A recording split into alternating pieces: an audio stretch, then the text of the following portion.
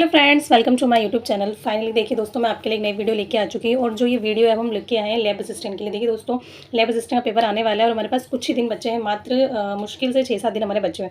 और आप सभी लोगों ने टेलीग्राम पर देख लिया होगा कि लैब असिस्टेंट के लिए सिटी एंड आपका जो एडमिट कार्ड है वो आज 5 मई को जारी हो जाएगा और सिटी तो आपके कल 4 मई को जारी कर दी गई है। एंड आपके जो एग्जाम सेंटर है उसके बारे में जो आपका एडमिट कार्ड है वो आज 5 मई को जारी कर दिया जाएगा।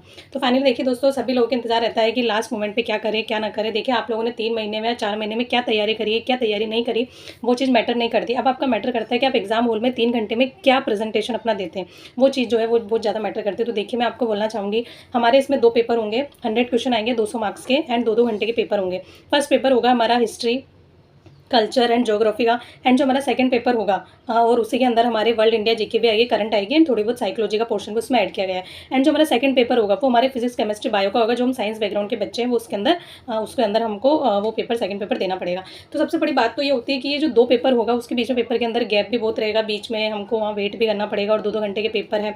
हम लोग ये 100 क्वेश्चन कर पाएंगे नहीं कर पाएंगे, देखिए वो सब चीज़ें तो आपको करनी पड़ेगी। अब हम लोग इतने दिनों से तैयारी कर रहे हैं तो हमको वहाँ करना पड़ेगा। देखिए एलडीसी का पेपर होता है वो भी 2 फेज़ में होता है एंड ये जो लैब असिस्टेंट का है वो भी 2 फेज़ में होगा।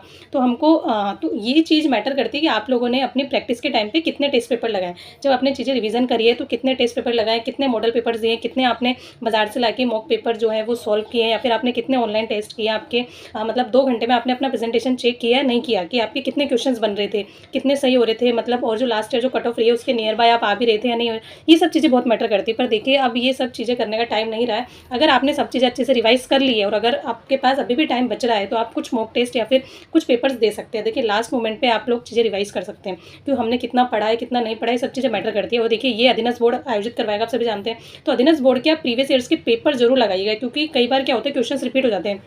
और अब जो अधीनस्थ बोर्ड के जो पेपर आ रहे हैं ना वो कथन और निष्कर्ष पर बहुत ज़्यादा आ रहे हैं, तो इस पर बहुत ज़्यादा ध्यान रखिए। आपको सब चीज़ें बहुत ज़्यादा डीप में पढ़ने की बहुत ज़रूरत है।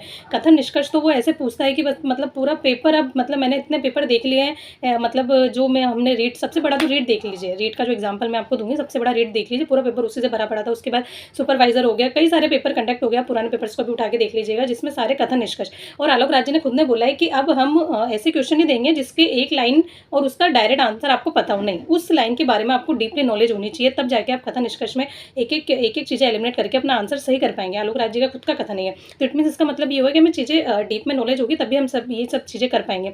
पर ठीक है, अब हमारे पास इतना टाइम नहीं बचा है, हम चीज़ों को रिवीजन करें। जो हमने पढ़ लिया वो अच्छा पढ़ लिया, खुद पर कॉन्फिडेंस रखिए और पेपर में जाके अब जो आप 3 घंटे का अपना प्रेजेंटेशन देंगे वो ही आपका रिजल्ट मैटर करता है। तो बिल्कुल रिलैक्स होकर रहिए और लास्ट मोमेंट पर अगर आपका रिवीजन हो गया तो आप कुछ टेस्ट लगा सकते हैं ताकि आपको पता चल जाए कि आप मतलब अपना 2 घंटे में कितना कर पा रहे हैं। क्योंकि एक्चुअली क्या होता है 2 घंटे बच्चों के लिए कम पड़ जाते हैं। हमने रीट में देखा था बच्चों का पेपर इसलिए नहीं हो पाया था क्योंकि टाइम बहुत ज़्यादा मतलब कंज्यूमिंग हो गया था और पेपर के जो क्वेश्चन थे काफ़ी बड़े बड़े थे, तो बच्चे लास्ट तक नहीं पहुंच पा रहे थे। तो बस उसी चीज़ को ध्यान में रखते हुए सब कुछ करना है। और एनसीईआरटी बुक्स पढ़ना ज़रूरी था फिजिक्स केमिस्ट्री बायो के लिए, मतलब 11th-12th की एनसीईआरटी बुक्स अगर आप पढ़ लेते तो आपके लिए प्रॉफिटेबल था, वो चीज़ काफ़ी काम आती है। हाँ, मैं एक चीज़ और बताना चाहूँगी, अगर आपको फिजिक्स केमिस्ट्री बायो अगर आपने नहीं पढ़ी है तो आप लोग जेएस प्लैनेट करके एक चैनल है, वहाँ पर जाके आप अपनी मैराथन क्लास लगा सकते हैं। क्योंकि मैंने भी देखा है उसकी क्लासेज काफ़ी अच्छा और अच्छे तरीके से पढ़ाया हुआ। एक्चुअली वो लोग नीट के बच्चों को तैयारी करवाते हैं एंड उन्होंने लैब असिस्टेंट बीएससी नर्सिंग वगैरह टीचर्स को भी, मतलब उनके स्टूडेंट्स को भी पढ़ाया हुआ है उन्होंने। तो मतलब उसकी क्लासेस मुझे काफ़ी सही लगी, अगर आप लोग देखना चाहते हैं तो देख सकते हैं। मतलब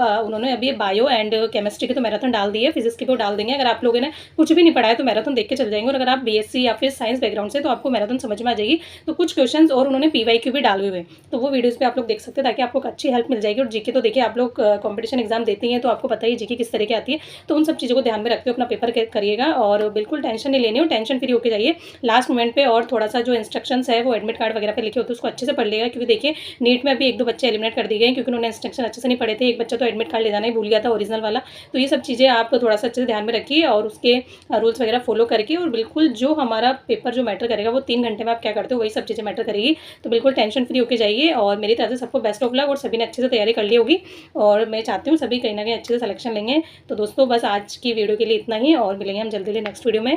तो सभी को best of luck, bye bye.